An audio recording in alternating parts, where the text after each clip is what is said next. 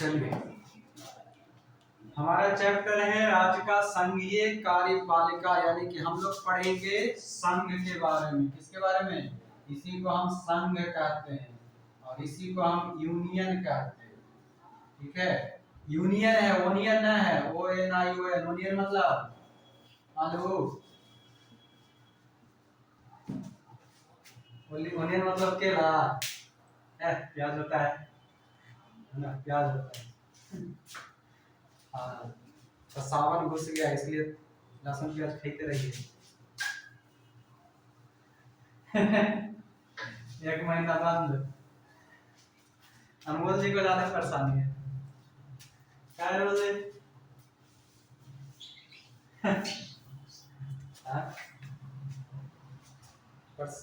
परेशानी नहीं हुआ आपको? हमारा नहीं होता है परेशानी, हम खाते पीते रहते हैं, बस खाली नॉनवेज छोड़ देते, बाकी सब चलता है। आइए, तो ये आपका संघीय कार्यपालिका है। संघ, उम्मीद करेंगे सारा लोग, अभी आप लोग हेडिंग डाल लिए होंगे, हेडिंग डाल लिए हैं। और फिर से एक बार हिदायत दे दे रहे हैं, क्लास को आगे कोई मिस नहीं कीजिएगा। ये क्लास, ये यूनियन चैप्टर करीब आपका 10 दिन चलेगा। ठीक है, कम से कम 10 दिन। यूनियन के अंतर्गत खाली यूनियन ही नहीं है, यूनियन के अंतर्गत हम पढ़ेंगे राष्ट्रपति, उपराष्ट्रपति, कैबिनेट पढ़ेंगे, प्रधानमंत्री पढ़ेंगे, ये सब पढ़ेंगे। यानी कि ये भाग 5 है, ठीक ना। और भाग 5 हम लोग पूरा पढ़ेंगे, इसलिए चैप्टर के साथ साथ क्लास सारा इंपॉर्टेंट है। बाकी अब आगे की जिम्मेदारी आपका, पढ़ना नहीं पढ़ना, क्लास अटेंड करना नहीं करना, सब आपके ऊपर जिम्मेदार रहेगा। मेरा इसमें कोई भी गलती नहीं है, कि हम घर में आपके पास में है नहीं कि कानों पकड़ के ला सकते हैं, ठीक ना। ना हम आपको फोन करके बुला सकते हैं, पढ़ ले तब पढ़, ना तो निकल, आपकी मर्जी। इसलिए सारे लोग समझदार हैं, इज्जतदार हैं, ठीक ना। और साथ साथ थोड़ा सा बेइज्जती होने लग तैयार रहिएगा इस चैप्टर में, बता दे रहे हैं पहले। यानी मन इज्जत पानी बचल है, उसको बचाए रखिएगा, तो हम बड़ी बेइज्जती करेंगे। हम ये चैप्टर बड़ा खतरनाक चैप्टर है। ये चैप्टर जिस दिन कंप्लीट हो गया, मान लीजिए आपका कोई भी एग्जाम के 10 नंबर कंप्लीट है, ठीक है। पॉलिटी के वो रीढ़ माना जाता है चैप्टर। हाँ, कितना सारा तो भाग जाएंगे हम अगर यही थे। हमारा पता ना है, नहीं आके बैठ सकते हैं। देखिए पूरा क्लासरूम भी खाली है, देखिए दिखाते हैं, देखिए पूरा क्लासरूम खाली है मेरा, बैठ सकते हैं आके। कैसे? खाली हम ही है, वो देखिए मोबाइल में हम ही हैं। हमने कहा से हैं जो, हम भारत से, उसके बाद बिहार से, उसके बाद नालंदा से, और उसके बाद फिर पटना से।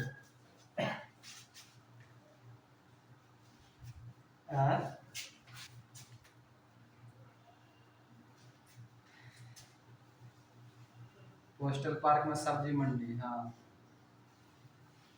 आस पास में है। गंगा और सागर कुछ होटल है। कौन? हाँ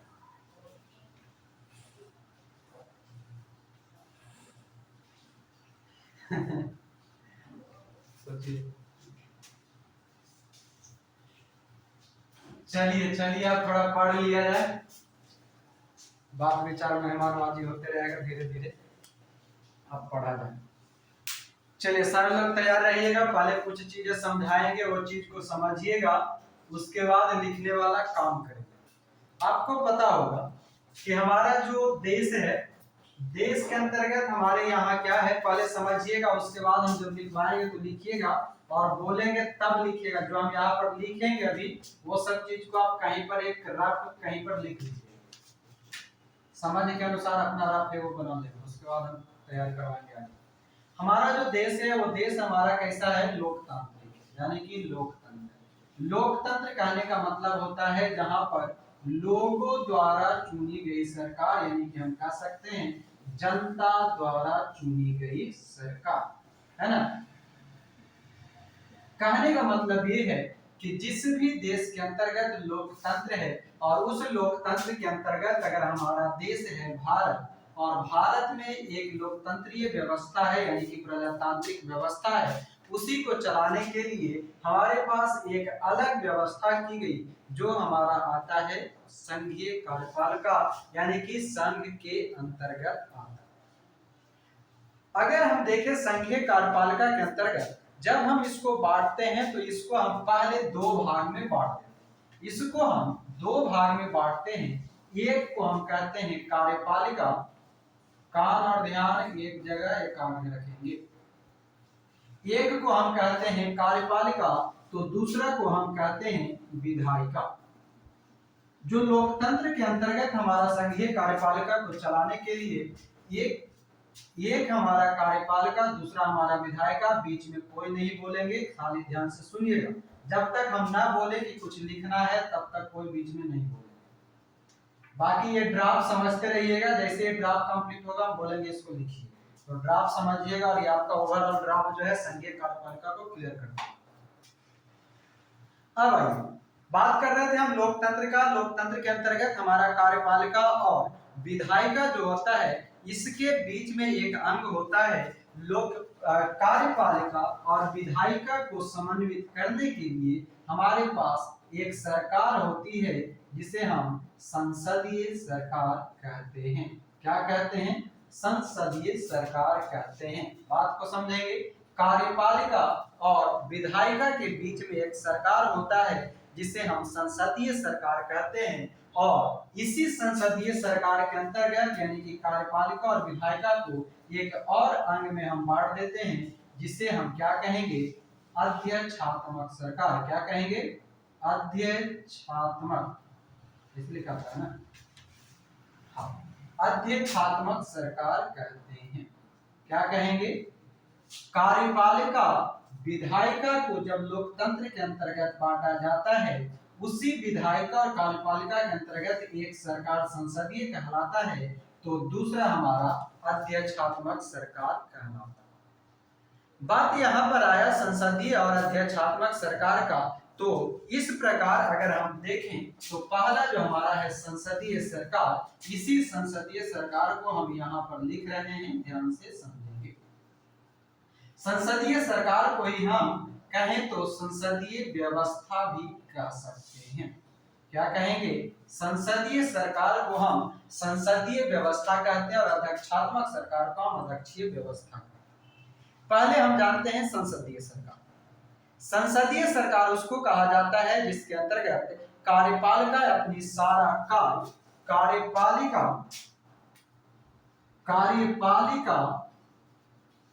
अपने सभी कार्यों को विधायिका के अंतर्गत करता है। किसके अंतर्गत? विधायिका के अंतर्गत करता है। बात को ध्यान में रखिएगा, बाद में पूछिएगा नहीं कि कहां पर क्या लिखे हैं, ये भी बता दें। क्या कहे कि संसदीय सरकार या व्यवस्था जो कि कार्यपालिका अपनी नीति और कार्य को विधायिका के अंतर्गत यानी कि विधायिका के प्रति उत्तरदायी होता है। क्या होता है? उत्तरदायी होता है। बात समझ गए? दूसरा जो हमारा सरकार है उस सरकार को हम कहते हैं अध्यक्षात्मक शासन व्यवस्था, यानी कि दूसरा हमारा क्या है? अध्यक्षात्मक सरकार या व्यवस्था। बात आता है अध्यक्षात्मक सरकार, यानी कि आपको यहीं पर इसका नाम समझ में आ रहा होगा।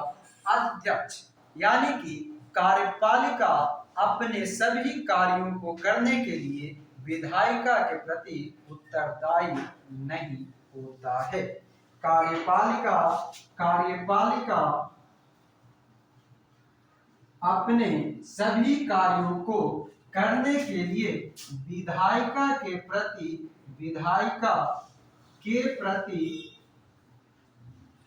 उत्तरदायी नहीं होता है। उत्तरदायी नहीं होता है, बल्कि ये स्वतंत्र होता है। क्या होता है? स्वतंत्र होता है।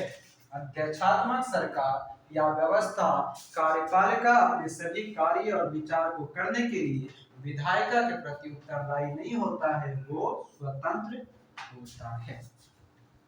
यहाँ तक हमारा ये काम सामने आया जो कि हम पढ़े संसदीय और अध्यक्षात्मक व्यवस्था। इसी के अंतर्गत अगर हम संसदीय सरकार को फिर से आगे बांटें तो संसदीय सरकार को ही हम क्या कहते हैं? कैबिनेट सरकार भी कहते हैं। अपना अपना रफ बनाते चलेंगे, मतलब कि जब बोलेंगे तब उसी आधार पे बना लेंगे। संसदीय सरकार को हम कैबिनेट सरकार या फिर हम इसे ही उत्तरदायी सरकार, पहला दूसरा दो नाम हुआ कैबिनेट सरकार, उत्तरदायी सरकार, या तीसरा एक और नाम कहा जाता है सरकार का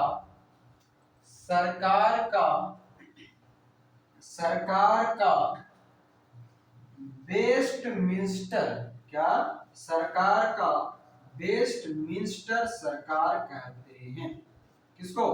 संसदीय सरकार को कैबिनेट सरकार, उत्तरदायी सरकार या सरकार का वेस्टमिंस्टर कहते हैं। ये अन्य नाम करके नोट करेंगे। उसके बाद दूसरा जो हमारा आता है अध्यक्षात्मक सरकार। पहले 1 मिनट रुकेंगे। संसदीय सरकार को हमने क्या कहा? कैबिनेट सरकार, उत्तरदायी सरकार और सरकार का वेस्टमिंस्टर सरकार का। ठीक है। ये जो हमारा संसदीय सरकार है अभी तक किन किन देशों में शामिल है, यानी कि कहां कहां लागू है, तो आप एग्जाम्पल में कुछ देशों का नाम लिख सकते हैं। जैसे हमारा देश भारत, जैसे हमारे ऊपर शासन करने वाला ब्रिटेन, हमारे ऊपर शासन करने वाला मतलब कि दूसरा एक जापान और एक कनाडा। एग्जाम्पल में कौन कौन सा कंट्री? तो संसदीय शासन व्यवस्था भारत, जापान, ब्रिटेन, कनाडा में लागू है। वही अगर हम बात करें अध्यक्षात्मक सरकार की या अध्यक्षात्मक व्यवस्था की, तो अध्यक्षात्मक व्यवस्था को हम गैर उत्तरदायी सरकार, क्या कहेंगे? गैर उत्तरदायी सरकार कहते हैं या गैर जिम्मेदार सरकार कहते हैं। और ऐसी व्यवस्था कहां पर? तो अमेरिका, ब्राजील, रूस और श्रीलंका। कहां पर? अमेरिका, रूस, ब्राजील, श्रीलंका, ये सभी जगह पर कैसी सरकार है? तो अध्यक्षात्मक सरकार होता है। क्लियर है? यहां तक आप सारे लोग जल्दी से पट से उतारिएगा, छापिएगा, उसके बाद आगे बढ़ेंगे।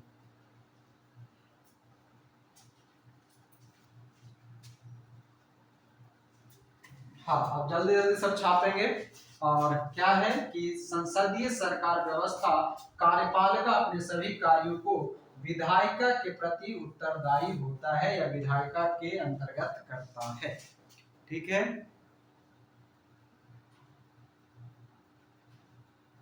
आगे दूसरा है हमारा अध्यक्षात्मक सरकार।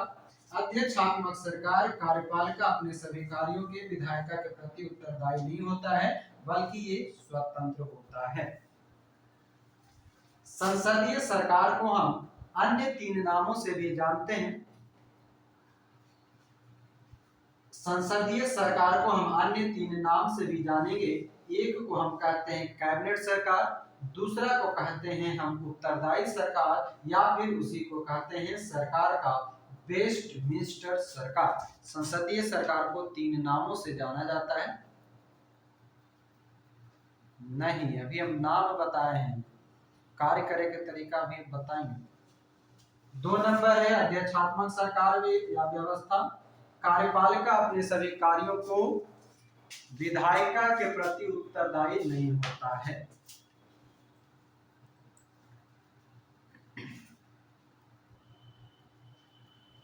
बताते हैं, अभी इंतजार कीजिए, अभी इंतजार कीजिए। जब तक खाना तैयार ना हो जाए तब तक टेस्ट मत कीजिए।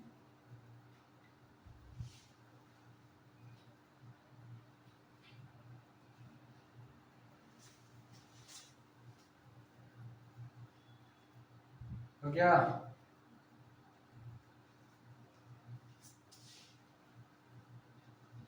लिखा हुआ कंप्लीट हो गया। संसदीय सरकार को अन्य 3 नाम है, कैबिनेट, उत्तरदायी और सरकार का बेस्ट मिनिस्टर। अध्यक्षात्मक सरकार गैर उत्तरदायी सरकार कहलाता है। अध्यक्षात्मक सरकार का एग्जाम्पल अक्सर पूछते रहता है कि कौन सा देश में कौन सा सरकार है, तो ये 4 नाम याद रखिए, अमेरिका, रूस, ब्राजील, श्रीलंका। जबकि संसदीय में आपका भारत, ब्रिटेन, जापान का नाम।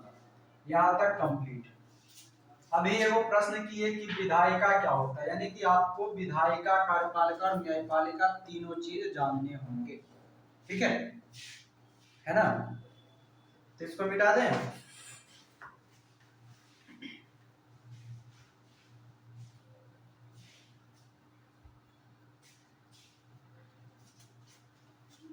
चलिए एक शब्द में यहाँ पर हम बॉक्स में लिख देते हैं। ठीक है, विधायिका, कार्यपालिका और न्यायपालिका आप लोग कहीं पर बॉक्स में बना के लिख लीजिए। एक होता है विधायिका, एक होता है कार्यपालिका और एक होगा न्यायपालिका। विधायिका जो विधि बनाएगा, कार्यपालिका जो विधायिका द्वारा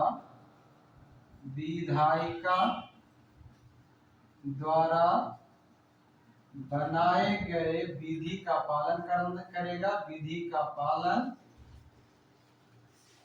करता है।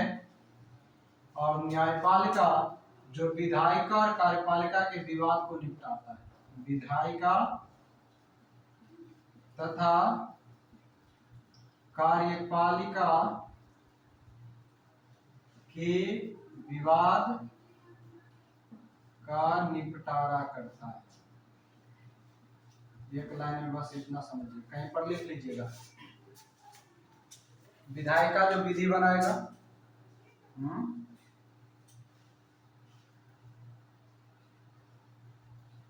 देखिए दिखा,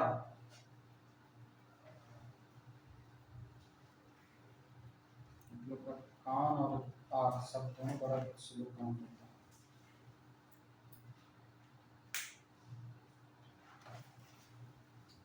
कार्यपालिका विधायिका द्वारा बनाए गए विधि का पालन करता है, मतलब उसके अनुसार शासन चलाएगा।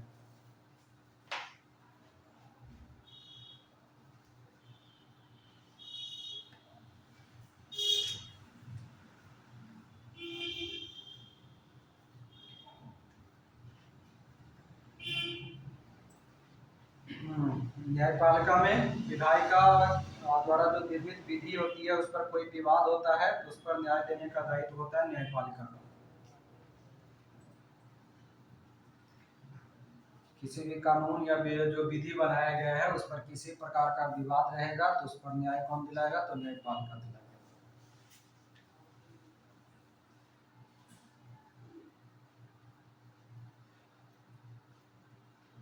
कुछ नहीं दे रहे, दिख रहा तो 2 बार तो बोले ना जी। एक आदमी के एक प्रश्न के हम 4 आदमी के 4 बार प्रश्न कर सकते हैं, बताइए। कार्यपालिका कोई अभी बीच में पूछवे किए थे, उस समय नहीं सुनते हैं, पर्सनली सबको एक करके बता रहे हैं। कार्यपालिका विधायिका द्वारा बनाए गए विधि का पालन करता है।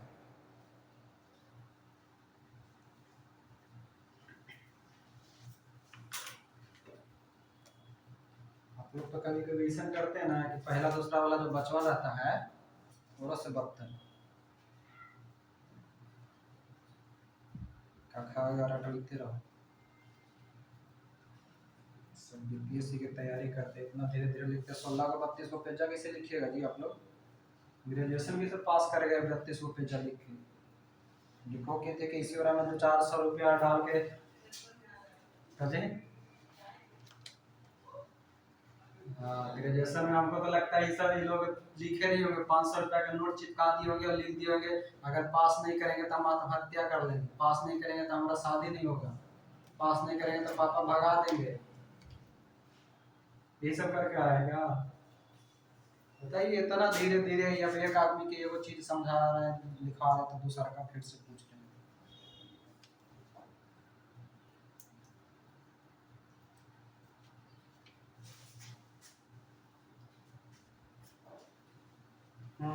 अब इसको समझाने के चक्कर में हम आपको बीच बीच में रुक रुक के समझाते लिखवाते रहे, इससे थोड़ा होता है। बात कान सब तेज रखिए, ध्यान रखिए। ये लिखे वाला कुछ नहीं था, समझे वाला था, में लिखे वाला कोई चीज नहीं है। इतना में हम पूरा संघीय कार्यपाल का भी निपटा देते, राष्ट्रपति शुरू हो जाता है। इतना धीरे धीरे लिखिएगा तो जमाना लग जाएगा, खत्म करेंगे। कल से सब हाथ कान ध्यान सब बढ़िया से मोड़ मार के बैठिएगा, ठीक है? इतना टाइम नहीं देंगे लिखे के, छूटेगा तो छूटेगा, बाद में जाकर वीडियो देखिएगा। बेकारे में उधर 4-5 GB है वो वीडियो बना में खत्म करते हैं, है?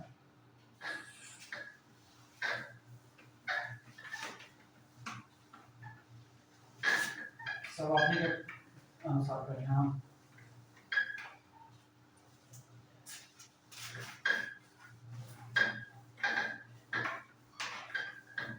2 महीना के बउआ तो बउआ चूसनी पकड़ के बैठा हुआ नहीं, पकड़ के खिलाएंगे।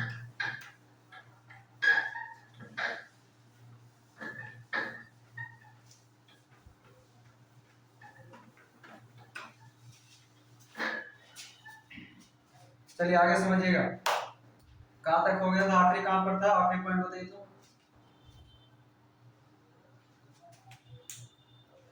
आखिरी पॉइंट बताएंगे जल्दी से।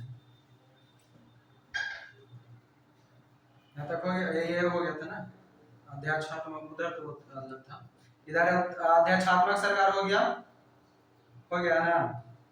चलिए आगे, चलिए आगे लिखिए, संसदीय सरकार हो गई। एक और लिखिएगा, लिखेंगे सामूहिक कार्यपालिका, इसका कहीं पर नोट करके लिख लीजिएगा, ठीक है? मतलब स्टार मार्क देकर, सामूहिक कार्यपालिका, ये कहीं नहीं है, बस स्विट्जरलैंड में है। बस खाली आपको एक 1 लाइनर क्वेश्चन के लिए बता दे रहे हैं, सामूहिक कार्यपालिका कहाँ है? तो स्विट्जरलैंड में, बाकी और इससे कोई मतलब नहीं है, स्विट्जरलैंड लिख करके छोड़ दीजिएगा। सामूहिक कार्यपालिका या कलेक्टिव एग्जीक्यूटिव कहाँ है? तो स्विट्जरलैंड में है, बाकी इससे ज्यादा कुछ नहीं। चलिए अब अगला फिर से इसी नोट लिखिएगा पॉइंट में, भारत में संसदीय व्यवस्था, भारत में संसदीय व्यवस्था ब्रिटेन के संविधान के समान है, मतलब वहीं से लाया गया है।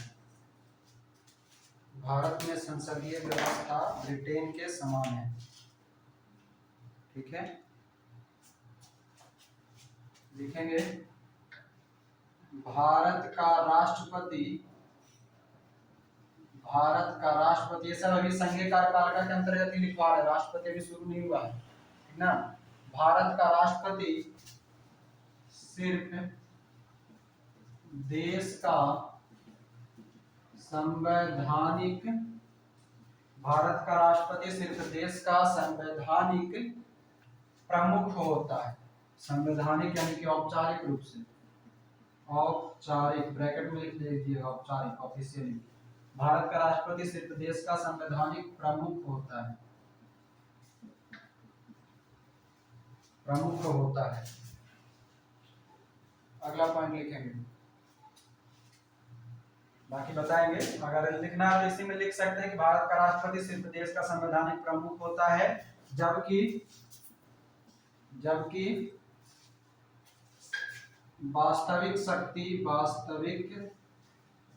शक्ति मंत्रिपरिषद के पास होता है, मंत्रिपरिषद के पास होता है। ठीक है, मंत्रिपरिषद के प्रधान कौन होता है? प्रधानमंत्री। बाकी सब पढ़ेगा प्रधानमंत्री। अगला लिखेंगे, ब्रिटिश साम्राज्य का राष्ट्रपति वंशानुगत होता है, जबकि भारत का राष्ट्रपति चयनित होता है। चयनित मतलब चुनाव, ब्रैकेट में लिख लीजिएगा चुनाव, चयनित होता है। मतलब भारत के राष्ट्रपति का अलग अलग चुनाव होता रहता है समय समय पे। आज के तारीख हो गया 15, 3 दिन बाद देखिएगा फिर से चुनाव होगा राष्ट्रपति का। वैसा ही, जो कि यहाँ पर ब्रिटेन में क्या है, राष्ट्रपति वंशानुगत है।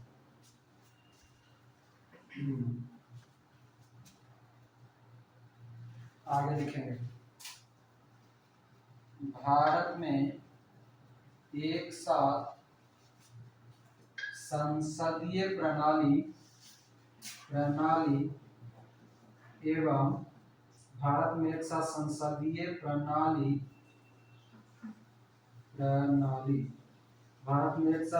प्रणाली एवं गणराज्य है।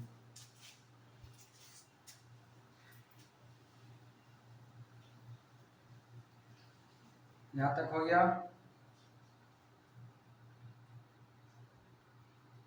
यहाँ तक ये बेसिक चीज था, ये बस टाइम पास के लिए लिखवा दिए हैं, जिसमें से 2-4 पॉइंट इंपॉर्टेंट है, बाकी सब इंपॉर्टेंट है। आपको क्या लगा कि बोलेंगे कोई इंपॉर्टेंट नहीं, सब इंपॉर्टेंट। भारत में सामूहिक कार्य मतलब कि विदेशों में वो सामूहिक कार्यपालिका स्विट्जरलैंड में है। अगला पॉइंट लिखेंगे कि भारत में संसदीय व्यवस्था ब्रिटेन के संविधान के समान है। दूसरा पॉइंट है कि भारत का राष्ट्रपति सिर्फ देश का संवैधानिक, ब्रैकेट में लिख लेंगे औपचारिक, ब्रैकेट में क्या लिखेंगे, औपचारिक प्रमुख होता है, जबकि वास्तविक शक्ति मंत्रिपरिषद के पास होता है। तीसरा पॉइंट है कि ब्रिटिश साम्राज्य का राष्ट्रपति वंशानुगत होता है, जबकि भारत का राष्ट्रपति चयनित होता है, यानी कि चुनाव होता है उसका। और अगला है कि भारत में एक साथ संसदीय और गणराज्य प्रणाली है। भारत में एक साथ संसदीय और गणराज्य प्रणाली है।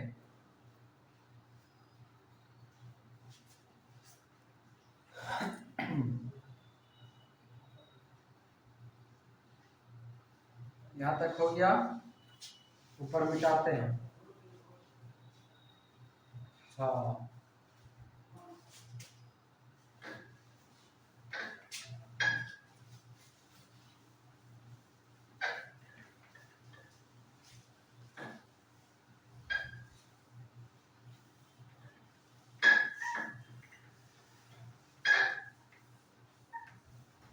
चलिए आगे लिखेंगे,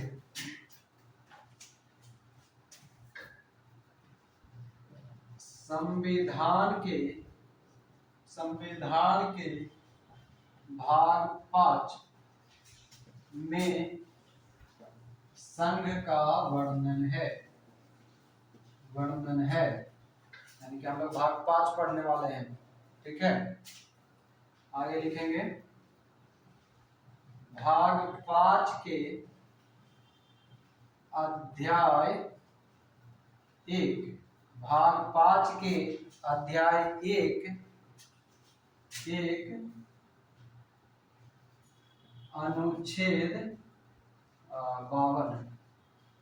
52 से 78, भाग 5 के अध्याय 1 अनुच्छेद 52 से 78 संघीय कार्यपालिका का वर्णन करता है 52 से 78। ठीक है, चलिए क्या जी,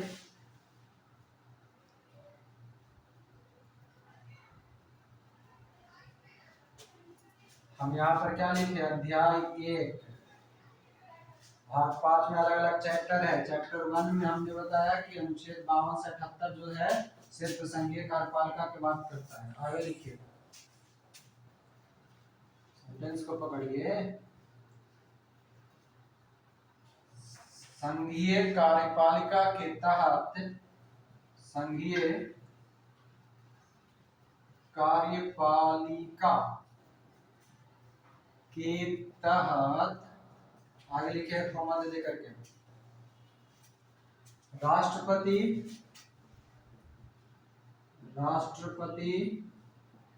कॉमा दे दे करके लिखते चलेंगे, उपराष्ट्रपति, प्रधानमंत्री, राष्ट्रपति, उपराष्ट्रपति, प्रधानमंत्री, मंत्रिपरिषद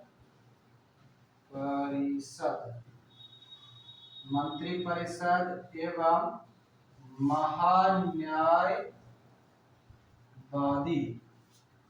संघीय कार्यपालिका के तहत राष्ट्रपति, उपराष्ट्रपति, प्रधानमंत्री, मंत्रिपरिषद एवं भारत के महान्यायवादी का चर्चा है, मतलब बात करेंगे।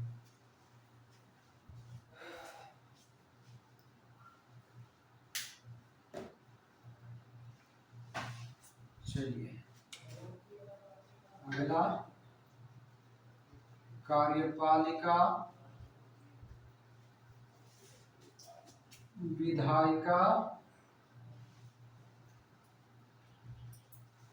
तथा कार्यपालिका, विधायिका तथा न्यायपालिका,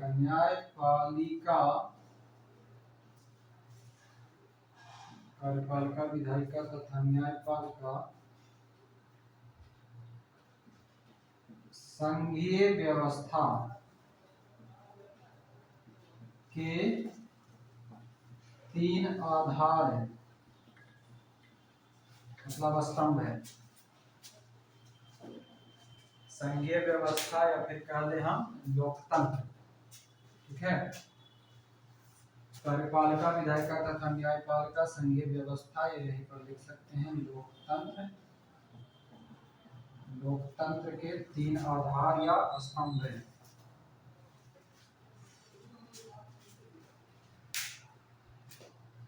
और अभी हम ये बता चुके हैं कार्यपालिका क्या होता है, विधायिका क्या होता है, न्यायपालिका क्या होता है। फिर से शॉर्टकट में लिख दे रहे हैं। विधायिका विधि बनाएगा, विधि बनाना, विधि का पालन करना, कार्यपालिका का काम पालन करना। न्यायपालिका का काम क्या है, विधि विवाद पर न्याय करना। बता चुके ऑलरेडी पीछे, शॉर्टकट में खाली लिख दी। तो ये हमारा संघीय कार्यपालिका के अंतर्गत कुछ जो छोटा मोटा पॉइंट था वो हमारा होता है समाप्त, ठीक है। यहाँ तक में किन्हीं को कोई दिक्कत है तो बोलिएगा, दिक्कत रहेगा भी तो कोई फायदा नहीं, पूछिए, ठीक ना। अब इसके आगे जो हमारा शुरू होगा उसके अंतर्गत सबसे पहला कौन है, राष्ट्र के पति, ठीक ना। बताइए यहाँ तक अब सबका कंप्लीट हो गया, मेरे ख्याल से सबको समझ में भी आ गया होगा, कुछ लोग को छोड़ के। मिटा दे इसको।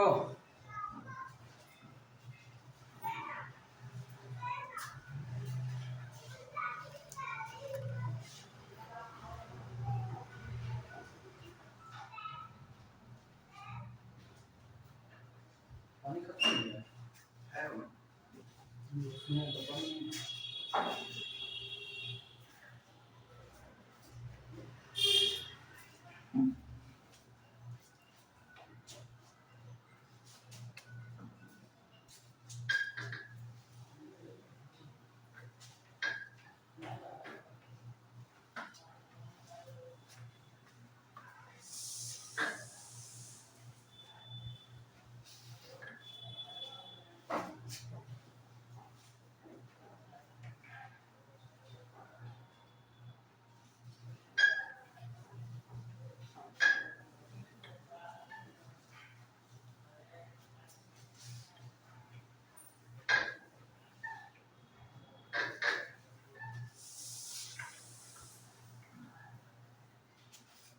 चलिए राष्ट्रपति शुरू कर दें।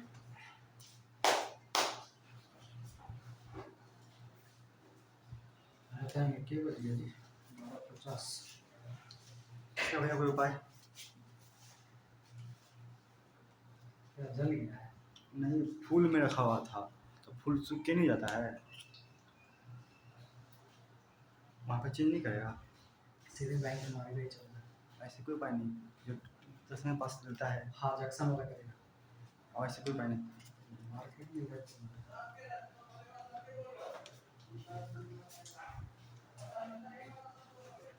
जैक्सन वो कटे कटे नोट वाला रहता है ना।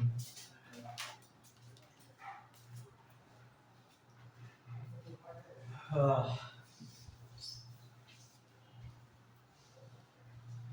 चलिए